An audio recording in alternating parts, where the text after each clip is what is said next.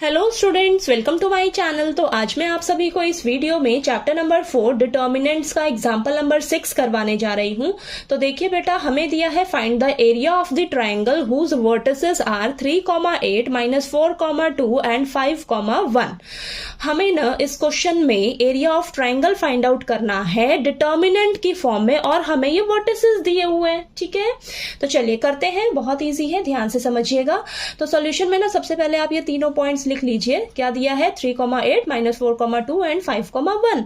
अब इसकी नेमिंग कर लेते हैं हम फटाफट से। x1 y1 x2 y2 x3 y3। ठीक है, तो आपको ये 3 पॉइंट्स दिए होंगे ना, तो आपने हमेशा इसकी इस तरीके से नेमिंग कर देनी है। ठीक है, अब आपको पता है एरिया ऑफ ट्राइंगल जो है डिटर्मिनेंट की फॉर्म में हम कैसे लिखते हैं। ठीक है, मैंने इंट्रोडक्शन वाली वीडियो में अच्छे से समझाया है कि एरिया ऑफ ट्राइंगल आपने डिटर्मिनेंट की फॉर्म में कैसे लिखना है। ठीक है, तो देखिए हम लिखेंगे 1/2, देन यहां पर आएगा आपके पास फर्स्ट कॉलम में x वाले वेरिएबल्स आएंगे, तो x1 x2 और ये x3। ठीक है, सेकेंड कॉलम में y वाले वेरिएबल्स आएंगे, तो y1 y2 y3, और ये लास्ट थर्ड कॉलम में आपके पास आएगा 1 1 1। ठीक है, तो हम डिटर्मिनेंट की फॉर्म में इस तरीके से इसे लिखते हैं। ठीक है, अब आपने बस क्या करना है,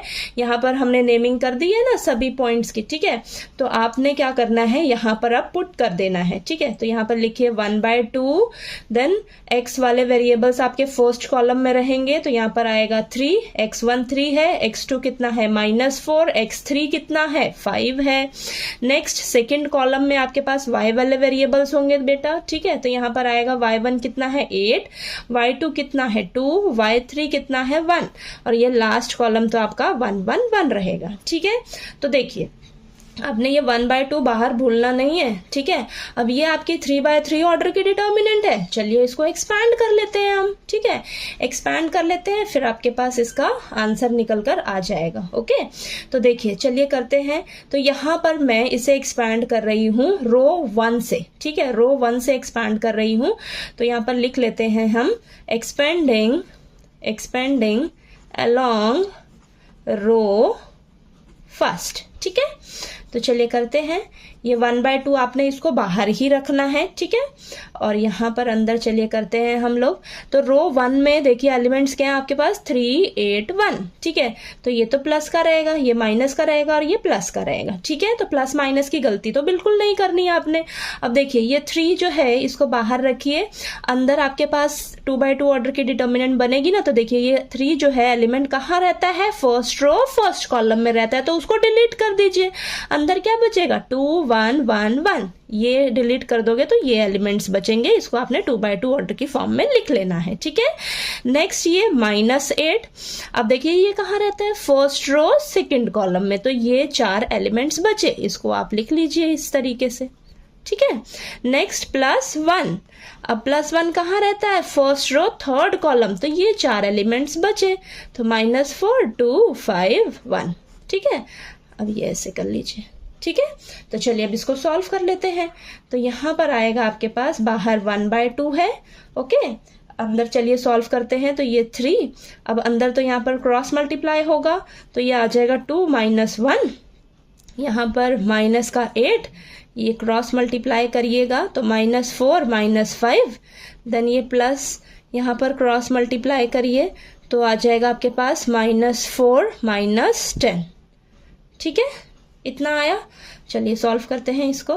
तो ये 1/2, देन 3 × 1 -8 × माइनस का 9, माइनस माइनस प्लस, साइन बड़े वाले नंबर का तो माइनस का 9, और ये माइनस माइनस प्लस हो जाएगा।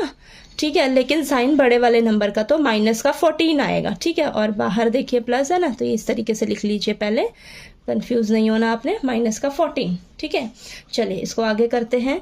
तो ये आ जाएगा आपके पास 1/2 3। अब यहाँ पर -8 × -9 क्या आ जाएगा आपके पास, प्लस का 72। ठीक है, तो +72, देन यहाँ प्लस माइनस का 14।